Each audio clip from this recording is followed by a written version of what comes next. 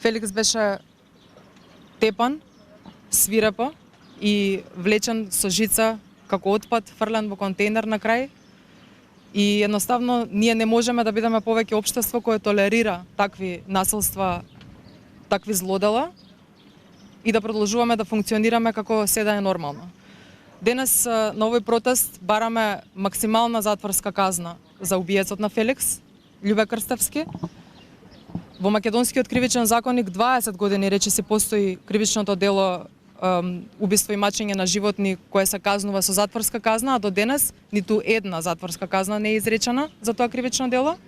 Бараме прв пат да се изрече таа, затоа што сакаме едноставно законот да се спроведува, да не биде само мртви букви на хартија, затоа што очигледно колку повеќе мртви букви на хартија, толку повеќе мртви животни. Затворот е поправен дом и без затвор не може да има поправување на делото кое што некој го сторил. Без тоа не можеме да мрднеме од мртва точка и значи само ги охрабруваме луѓето да продолжат да го прават истите дела и истото злосторство на следното живот.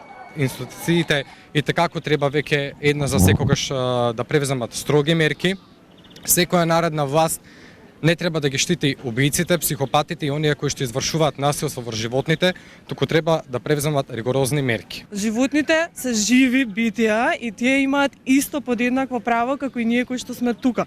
Пораката до политичарите е следна, дека вие сте тие, јавните лица, вие сте тие кои што треба да ги моделирате и да ги поставите постулатите, вредносните постулати на ово општество и да изнајдете начин толпата да ве следи.